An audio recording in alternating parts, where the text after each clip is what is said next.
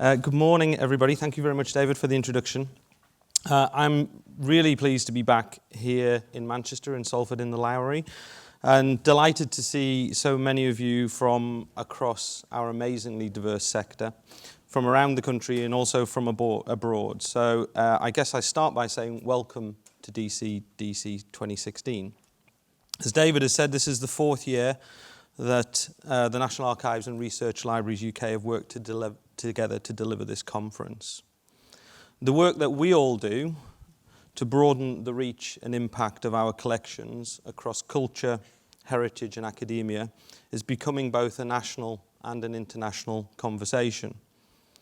Archival research advances a host of shared strategic priorities, from the social to the cultural to the economic. The varied materials preserved within our archives are the catalyst to getting those discussions started. So today, I'm going to talk a little bit about why archives and research are at the very heart of this year's conference. And I'm also going to share with you our plans for a new strategic vision for the archive sector. And I'm going to ask you to get involved, if you haven't already, in shaping the future of archives for the long-term benefit of collections and users of all kinds. As David said, the National Archives works to secure the future of the record, whether that's physical or digital, and provides access to historical documents to millions of people all over the world.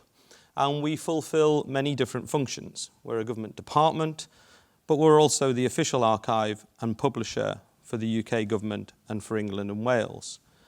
And for the last 4 or 5 years, we've led the archive sector for England, and we sit at the heart of a network of over 2,500 archives.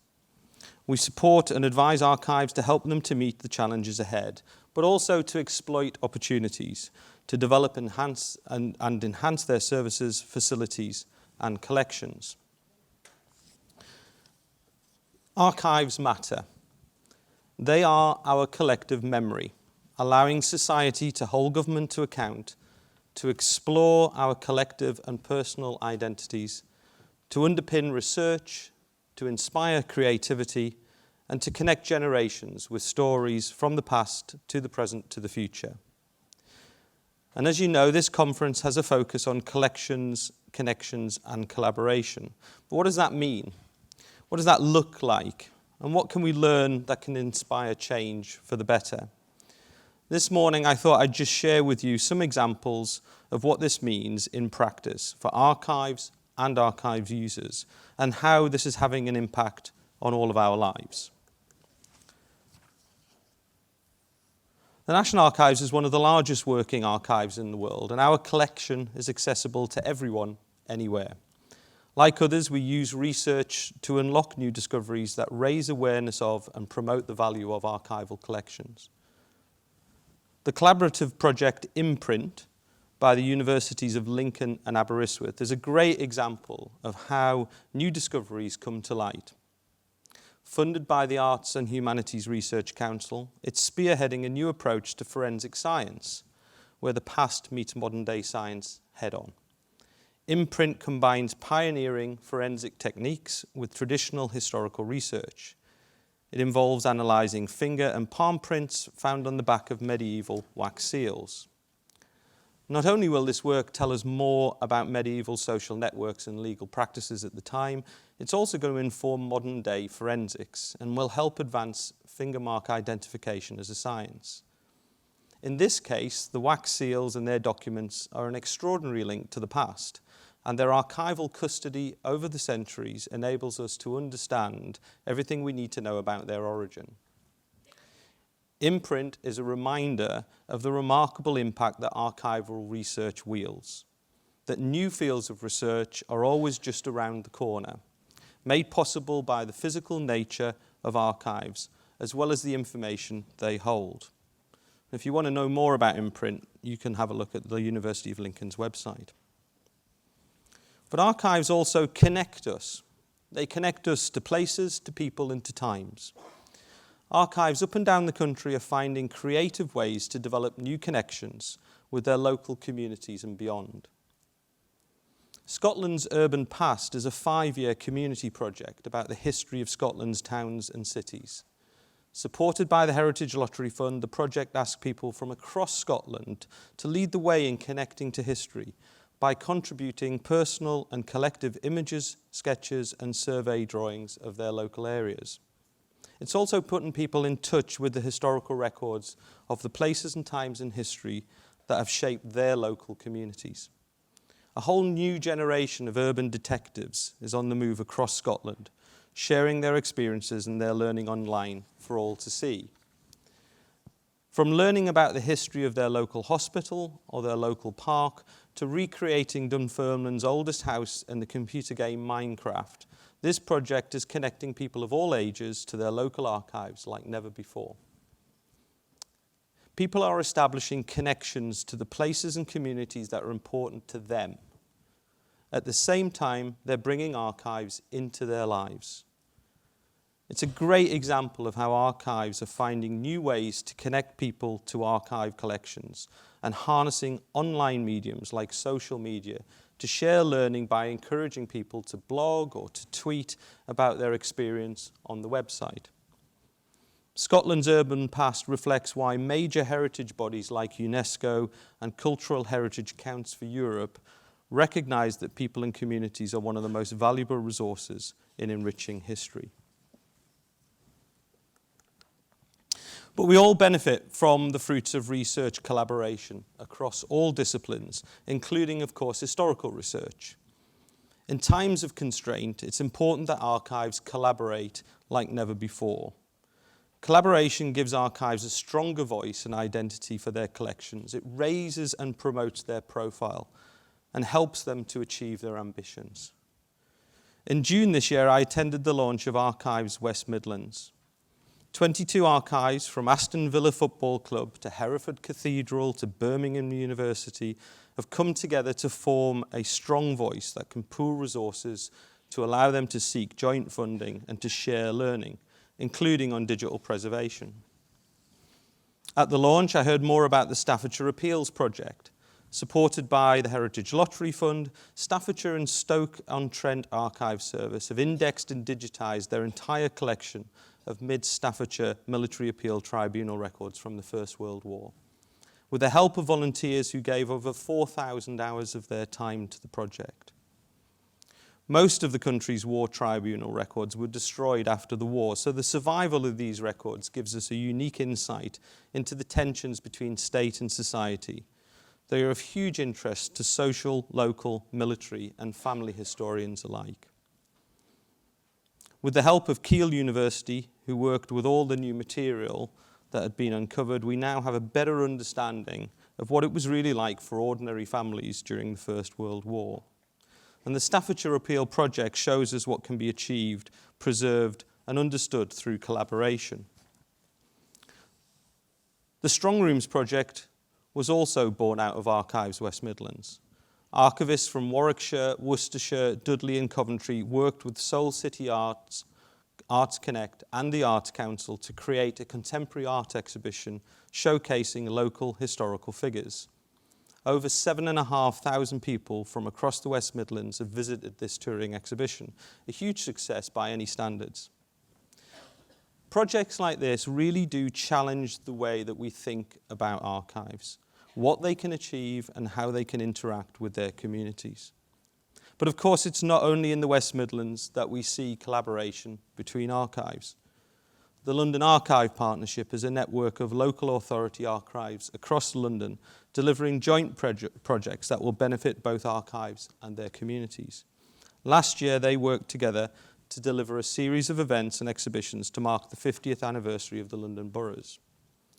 They're also beginning to look at ways of pooling expertise and resource to make their collective records available for all in one place online.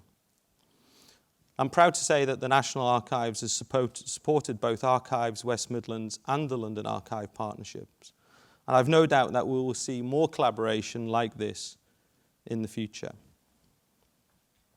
So as I said earlier, archives matter. That's why over the summer we worked with the archive sector to think about what archives need and what their priorities should be for the future. That's why the time is right for a new strategic vision for archives, one that places the user at its heart. Yesterday afternoon, just before getting on the train to Manchester, I met with the Minister of State for Culture and Digital, Matt Hancock. We talked about the contribution archives make to communities, to research, to culture and innovation, and of course, to the digital economy. Many of you will be aware that the Digital Economy Bill is currently passing through Parliament. And Matt apologises that he can't be here in person today owing to that commitment. However, he did want to speak about the government plans for the new vision, and so we took the time to record a message from him. I'm delighted to have the chance to address this conference today. This country's archives preserve our immensely rich and diverse historical record. They ensure that people have confidence in information. They are the key to ensuring that as we plan for our future, we also remember our past.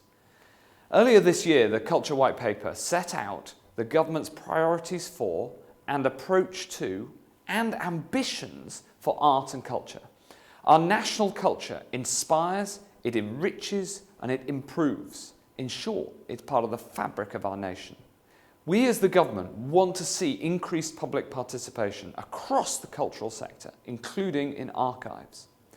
The National Archives, as the sector leader, has worked with the archive sector, with stakeholders, with users and funders over the summer to meet that ambition and to create an inspiring vision for archives for the future. I deeply care about the symbiotic relationship between technology and culture. Technology can be an amazing force for good in democratizing culture for all on a previously unimagined scale. We want to make sure that the UK is one of the world's leading countries for digitised public collections content. The new vision for archives builds on this momentum with an overarching ambition of a digitally enabled sector. Mass digital access to physical records is democratisation in action. Democratisation of history, of culture, and ultimately of our collective memory. And this mass digital access can open up history for all, from the local to the national and increasingly to the international. We want to encourage innovation and creativity too, and digital can help here. Innovation and creativity are thriving, not only across the creative industries, but the entire cultural landscape. And archives can feed this renaissance by inspiring new ideas, new designs and approaches in business, in fashion, in art, academia, and right across the different communities of our country. Digitisation enables this great historical asset to be exploited right now by more people faster than ever before. That is good for archives, it's good for their users, and it is good for all of us as a society. Now, right across the cultural sector, resilience in the face of this extraordinary change remains a key issue, particularly on a local and regional level. I understand that. The archive sector understands that and knows about it all too well. Financial resilience is ever more important in the face of a challenging funding environment. And archives are going to need to find and exploit new commercial opportunities. I know that many already are, and no doubt there'll be more to come. It's this which underpins the long-term future of the sector. The new vision recognises this and recognises the importance of the National Archives working with the sector and with partners to support new ways to establish commercial and funding opportunities. The archive sector is at a crossroads. There are opportunities waiting to lift and carry and transform archives into the future, to open up their rich offerings to a much wider audience. And our vision in government is for the sector to seize those opportunities, to overcome the challenges, and we are here to help you get there. Now is your chance to help shape the future of our sector. Be part of the conversation. Tell us what you think. I hope you have a successful conference, and I'm very grateful for all of the work that you do. So I can relax now, the video worked, which is always a positive. The Minister quite rightly underlines how digital technology is rapidly changing how people access and use archives, and the new vision reflects this. From the outset, this vision for the sector reinforces the fact that archives really do matter. Interest in archives and what they have to offer is growing, and digital technologies are opening up archives like never before. At the core of the vision is addressing all archival collections, whether in higher education, in charities, in private and business archives, or in public or private bodies. The vision seeks to open up the sector to new and diverse communities, new fields of research, and new ways to access archives in all forms. This has been a process of co-creation. Together, we at the National Archives and you, the sector, have developed 3 themes in the vision that reflect what we've heard over the summer about what the archive sector says that it wants and needs for the future. Archives ensure people can have confidence. Confidence in information and data. Increasingly, the value of evidential data that archives hold has been highlighted via very high-profile inquiries into the history and culture of public, corporate, and charitable institutions. And we have a strong reputation for transparency and accountability. Archivists are skilled and trusted custodians of the records. The vision aims to reinforce these facts and to ensure that users can forever access relevant information and data that can really influence and change lives. Archives also encourage innovation and creativity. The diverse range of materials that we all hold contains countless potential for all. Records and collections can be interrogated in new ways that would have been impossible in the pre-digital age. By increasing the visibility and impact of archives in a world where masses of information is available in an instant, archives can empower people and communities to use archival collections and material to their advantage.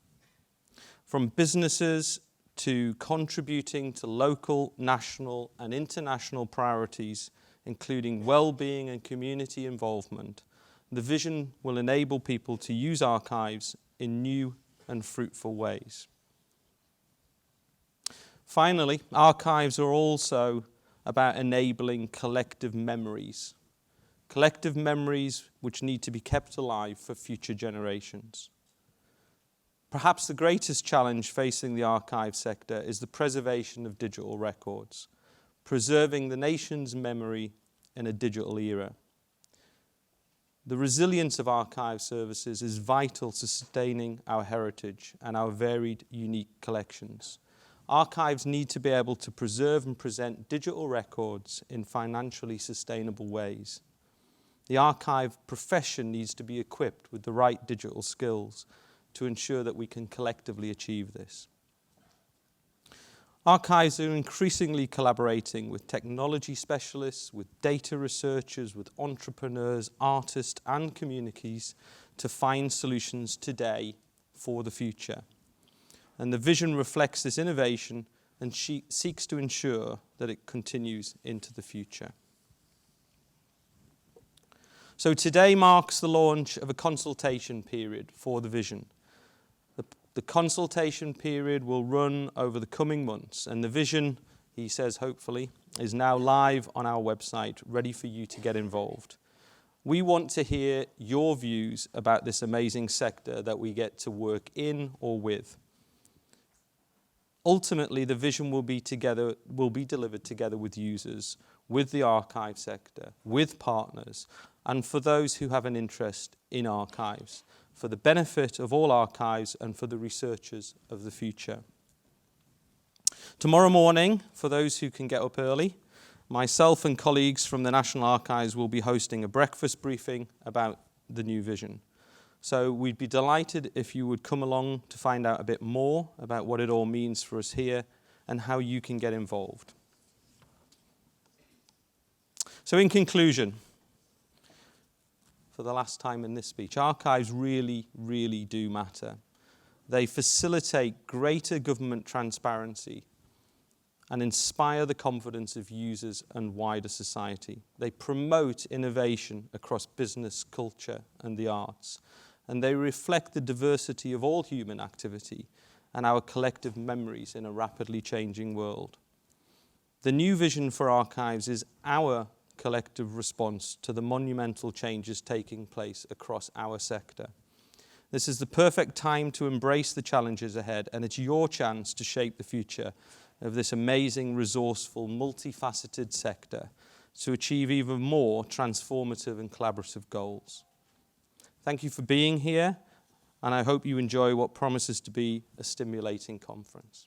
Thank you very much.